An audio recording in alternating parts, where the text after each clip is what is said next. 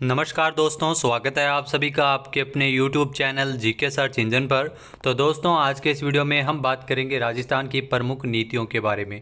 जी हाँ, नवीनतम अपडेटेड है। सितंबर 2023 तक राजस्थान की जितनी भी महत्वपूर्ण नीतियां हैं वो जारी की गई है, उन सभी को हम इस वीडियो में डिस्कस करने वाले हैं। तो पूरा वीडियो बहुत ध्यान से देखना।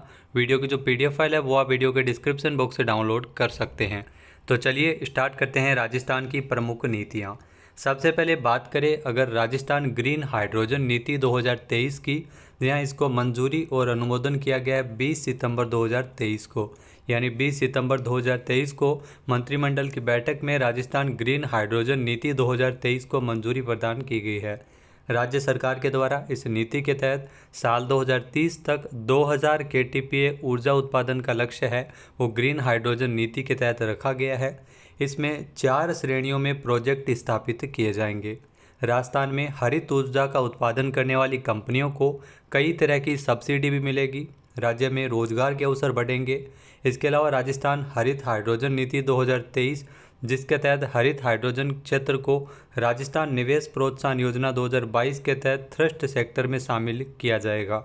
राजस्थान अक्षय ऊर्जा और सौर ऊर्जा क्षमता में स्थापना में देश में प्रथम स्थान पे है राजस्थान। और साथ ही साथ राजस्थान में ग्रीन हाइड्रोजन के लिए अनुकूल परिस्थितियां भी मौजूद है। तो राजस्थान में ग्रीन हाइड्रोजन नीति 20 सितंबर 2023 को मंजूरी प्रदान की गई थी। नेक्स्ट अगर दोस्तों बात की जाए राजस्थान बायोमास एवं वेस्ट टू एनर्जी नीति 2023, ये भी 20 सितंबर को ही इसकी मंजूरी प्रदान की गई थी, अनुमोदन किया गया था इसके लिए।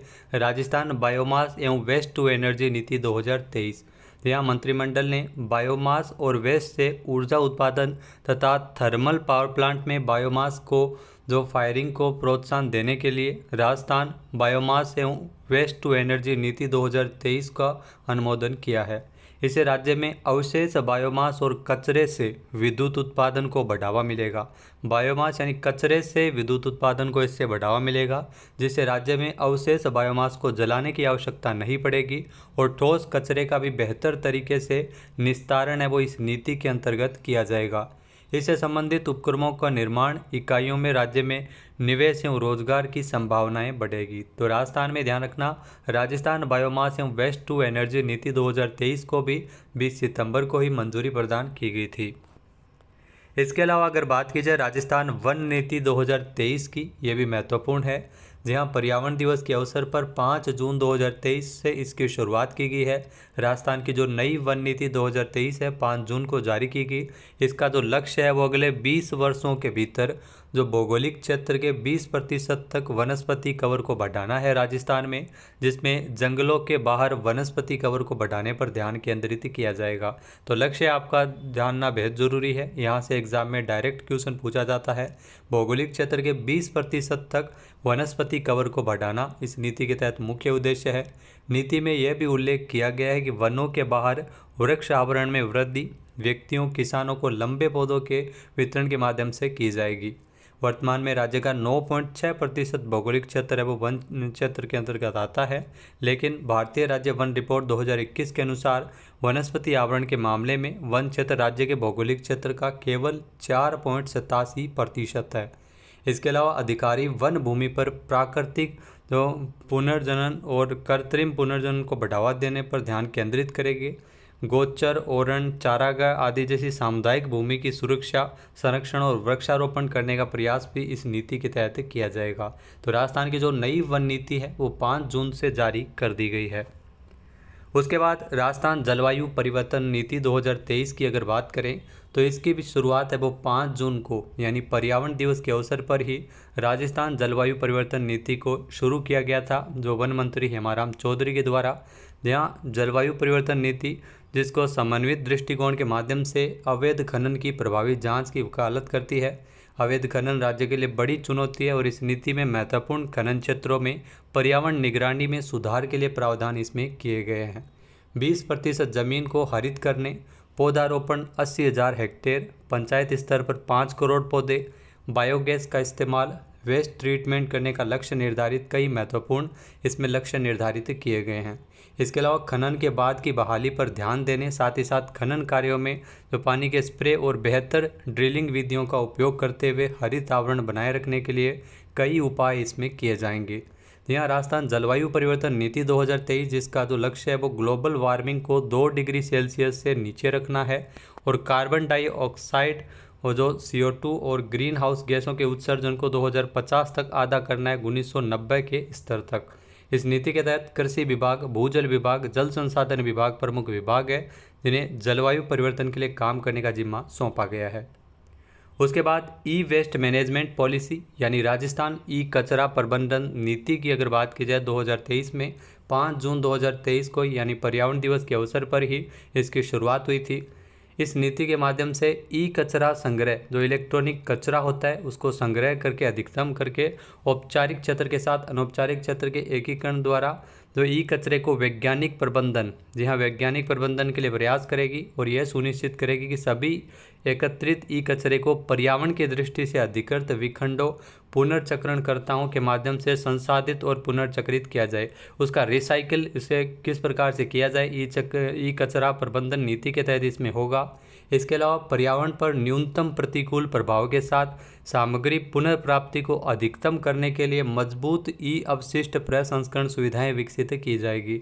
इस नीति के तहत जो ई कचरा वस्तुओं की मरम्मत नवीनीकरण को बढ़ावा देगी ताकि सामग्री है वो ज़्यादा से दक्षता में वृद्धि हो सके और ई कचरा प्रबंधन में परिपत्रता लाई जा सके। आज देखते होंगे इलेक्ट्रॉनिक उपकरण है, जैसे ही थोड़ा ख़राब हो जाते हैं उसे फेंक देते हैं, तो उस पर उसको ठीक करा के किस प्रकार से यूज़ में लिया जा सके ताकि इलेक्ट्रॉनिक कचरा है वो बाहर न फेंका जा सके, उस पर कार्य इस नीति के तहत किया जाएगा।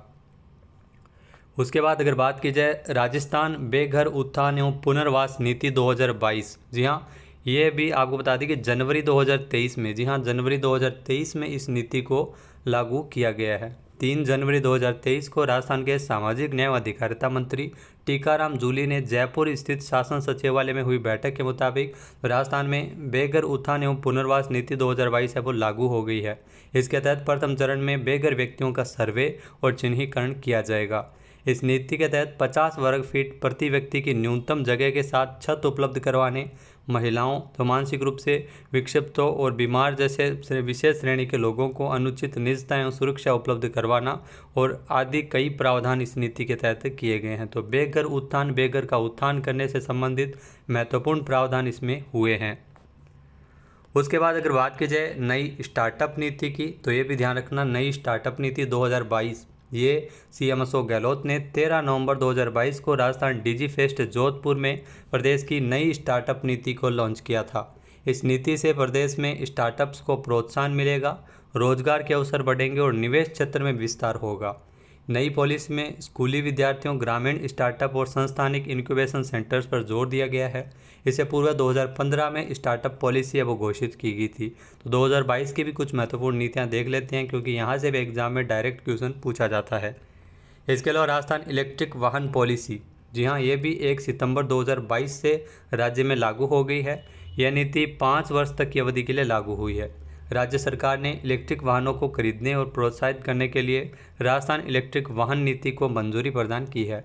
इस पॉलिसी के अनुसार जो पहली 500 इलेक्ट्रिक बसों पर 1 से 5 लाख रुपए तक का अनुदान है वो विभाग के द्वारा इसमें दिया जाता है। तो राजस्थान इलेक्ट्रिक वाहन पॉलिसी 1 सितंबर 2022 से लागू हुई है। इसके बाद अगर दोस्तों बात की जाए राज्य CNG जो कंप्रेस्ड नेचुरल गैस नीति, जहाँ परिवहन विभाग ने ग्रीन फ्यूल को बढ़ावा देने के लिए जो CNG कंप्रेस्ड नेचुरल गैस नीति का ड्राफ्ट है वो जून 2022 में मंजूर किया था। नीति में क्या प्रावधान है कि CNG पर वैट है वो 14.5% से घटाकर 5% किया जाएगा। 10 साल पुराने डीजल कमर्शियल एवं पैसेंजर वाहनों में CNG किट लगाने पर 5 साल का अतिरिक्त एक्सटेंशन इसमें दिया जाएगा। तो राज्य CNG कंप्रेस्ड नेचुरल गैस नीति है, ये भी जून 2022 में इसको ड्राफ्ट को मंजूर किया गया था। इसके अलावा राजस्थान फिल्म पर्यटन प्रोत्साहन नीति 2022, जी हाँ इसे भी 22 जुलाई 2022 को लॉन्च किया गया था। 6 अप्रैल 2022 को राज्य की कैबिनेट की बैठक में राजस्थान फिल्म पर्यटन प्रोत्साहन नीति 2022 को मंजूरी प्रदान की गई थी। इस नीति के तहत प्रदेश को फिल्म डेस्टिनेशन के रूप में विकसित करना इस नीति का मुख्य उद्देश्य रखा गया था। इसके अलावा राजस्थान एमएसएमई नीति 2022 की अगर चर्चा करें तो 17 सितंबर 2022 को एमएसएमई दिवस के अवसर पर उद्योग विभाग के द्वारा जो राजस्थान सरकार ने इसे लागू किया। तो राजस्थान में छोटे उद्यमियों, ग्रामीण और शहरी इलाकों में हथकरघा कामगारों, बुनकरों आदि को आर्थिक रूप से प्रोत्साहन देने के लिए सूक्ष्म, लघु एवं मध्यम उद्यम जो एमएसएमई नीतियाँ हैं वो जारी की गई थी। इसके अलावा राजस्थान की जो प्रथम हस्तशिल्प नीति की अगर बात की जाए तो ये भी जुलाई 2022 में इसे मंजूरी मिली थी और 17 सितंबर 2022 को इसे जारी किया गया था। राजस्थान की पहली हस्तशिल्प नीति, यह क्वेश्चन आपसे डेफिनेटली एग्जाम में पूछा जाएगा।